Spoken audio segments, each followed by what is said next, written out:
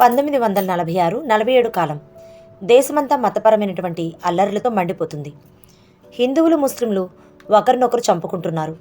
గాంధీజీ అహింస పనిచేయడం లేదని భావించారు. అప్పుడు ఆయన ఒక విచిత్రమైనటువంటి నిర్ణయానికి వచ్చారు. నా అహింస బలహీనంగా ఉంది అంటే నేను ఇంకా పూర్తిగా కోరికలను జయించలేదేమో అని భావించారు. అందుకే తన బ్రహ్మచర్యాన్ని పరీక్షించుకోవాలనుకున్నారు. కొంతమంది యువతులతో బట్టలు లేకుండా ఒకే మంచంపై నిద్రపోవడం, ఇలా రకరకాలైనటువంటి ప్రయోగాలు కూడా మొదలుపెట్టారు. ఇది సిద్ధాంతంగా కాదు, ఇది నిజంగా జరిగింది. ఇక గాంధీజీ ఆశ్రమాల్లో చాలా కఠినమైనటువంటి నియమాలు అమలు చేశారు. పెళ్ళిన దంపతులు కూడా ఒకే మంచంపై పడుకోవద్దు అని, కోరికలను తగ్గించేందుకు చల్లనీటితో స్నానాలు చేయాలని, శారీరక సుఖాలను పూర్తిగా త్యజించాలని చెప్పారు. ఇంతవరకు చాలామంది దీన్ని ఆధ్యాత్మిక క్రమశిక్షణగా భావించారు. కానీ ఇక్కడే ఒక ప్రశ్న మొదలవుతుంది. తాను బ్రహ్మచర్యం తీసుకుని ఇతరుల వ్యక్తిగత జీవితాల్లో ఎందుకు జోక్యం చేసుకోవాలి అనుకున్నారు. ఇందులో ఎవరు పాల్గొన్నారంటే మను గాంధీ, 18-20 ఏళ్ళు ఉన్నటువంటి వ్యక్తి, గాంధీజీకి అత్యంత దగ్గర బంధువు. ఇక అబా గాంధీ, 17-18 ఏళ్ళు ఉంటాయి.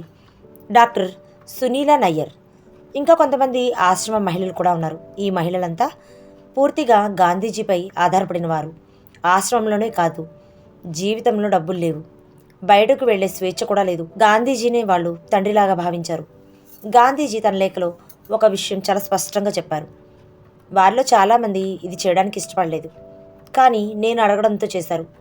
అసలు ఇక్కడే మనకు ఒక ప్రశ్న మొదలవుతుంది.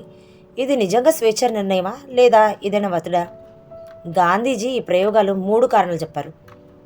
ఆధ్యాత్మిక శుద్ధి, 2 తాను మరియు మహిళలు పూర్తిగా శుద్ధులుగా ఉన్నారా లేదా అని పరీక్ష, ఇక 3వది తన శుద్ధి పెరిగితే దేశానికి అహింస బలపడుతుందనేటువంటి నమ్మకం. కానీ సర్దార్ పటేల్, నెహ్రూ, వినోబా భావే లాంటి వాళ్ళు సన్నిహితులే దీన్ని వ్యతిరేకించారు. తప్పు, అసహజం అని తీవ్రంగా విమర్శించారు. అయినా గాంధీజీ ఏ మాత్రం వెనక్కి తగ్గలేదు.